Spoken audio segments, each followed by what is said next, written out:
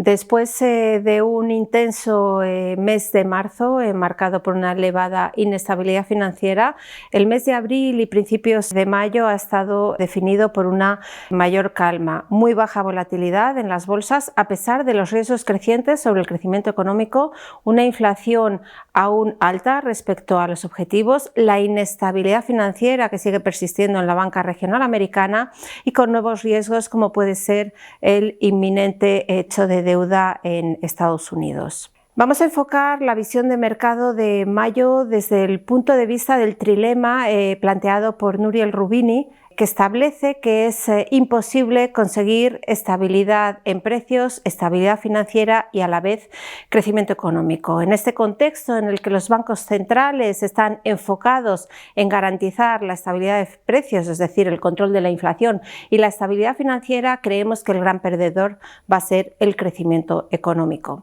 Empezando por la inflación, por esa deseada estabilidad de precios, sí que hay que decir que los niveles generales de precios se están moderando, sobre todo en tasa general por una menor presión de la energía, pero también hay que destacar que los niveles de inflación se siguen situando muy por encima de los objetivos del 2% y en concreto los componentes que más miran los bancos centrales o los indicadores que más atención merecen, como pueda ser en el caso de Estados Unidos, el IPC subyacente ex vivienda o la inflación subyacente en la eurozona siguen muy altos. Y es en este contexto en el que los bancos centrales, tanto Reserva Federal como Banco Central Europeo, en el mes de mayo han aplicado nuevas subidas de tipos de interés, si bien la situación de uno y otro es distinta. En el caso de la Reserva Federal norteamericana, después de subir 25 puntos básicos hasta el 5,25%, podemos pensar que ya estaríamos en el techo de tipos de interés. Pero lo que nos dice el presidente Powell es que los próximos movimientos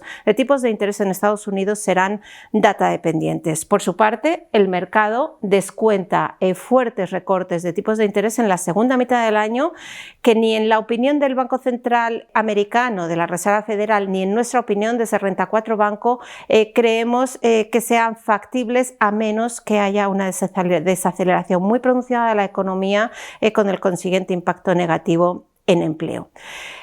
En cuanto al Banco Central Europeo, después de subir 25 puntos básicos, aún sigue rezagado en ese proceso de elevación de tipos de interés. Lleva 375 puntos básicos acumulados frente a los 500 de la Reserva Federal norteamericana, pero aún le queda trabajo por hacer. Lo dice Lagarde y lo dice la mayoría de miembros del Banco Central Europeo. El objetivo es controlar una inflación que sigue muy desbocada, que la subyacente sigue en niveles prácticamente máximos históricos y consideramos que son factibles al menos un par de subidas más y que hasta primavera de 2024 o incluso más adelante no prevemos bajadas de tipos de interés. Pasando al segundo componente de nuestro trilema, la estabilidad financiera, es cierto que en Europa hemos visto algo más de tranquilidad, pero por el contrario, en Estados Unidos continúan los problemas en torno a la banca regional americana. Hemos visto a finales de abril, principios de mayo, cómo el First Republic tenía que ser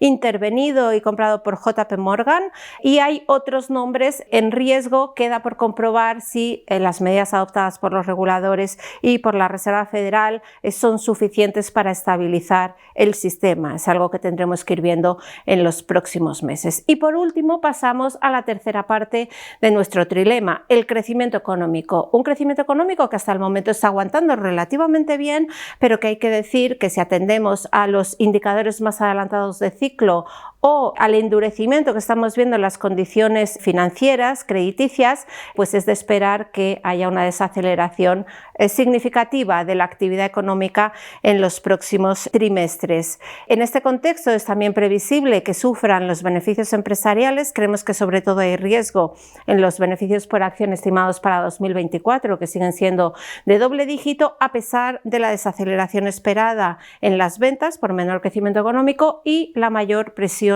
en márgenes prevista. En todo este contexto de desaceleración del crecimiento económico se podrían añadir un par de riesgos más, como es el inminente techo de deuda en Estados Unidos, probablemente para principios de junio. Creemos que podríamos alcanzar un acuerdo, pero probablemente será in extremis e introduzca volatilidad al mercado. Y otro de los riesgos que creemos que es más de medio plazo es el progresivo cambio de sesgo de la política monetaria del Banco de Japón. En todo este escenario descrito, consideramos que las valoraciones de las bolsas son un tanto exigentes y más lo serán en el momento en que se materialice la previsible revisión a la baja de los BPAs. Con todo lo comentado, ¿cuáles son nuestras recomendaciones de inversión? Bueno, lo que se aprecia realmente es cómo se están empezando a ver los efectos secundarios de la fuerte subida de tipos de la retirada de liquidez después de más de una década de dinero fácil. En este contexto creemos que hay que seguir siendo conservadores, tanto en renta fija como en renta variable. En el caso concreto de la renta fija seguimos prefiriendo los plazos más cortos, solo aumentaríamos duraciones a medida que vayamos confirmando el techo de los tipos de interés, más cercano en Estados Unidos que en Europa. En crédito seguiríamos más bien enfocados en investment grade, puesto que pensamos que el high yield podría verse afectado negativamente por defaults ante una desaceleración del ciclo. En el caso concreto de la bolsa, creemos que vamos a ver mejores niveles de entrada en unos próximos meses que prometen ser de mayor volatilidad. La bolsa está descontando una mejora de la actividad económica que no vemos, está descontando una muy pronta bajada de tipos de interés que tampoco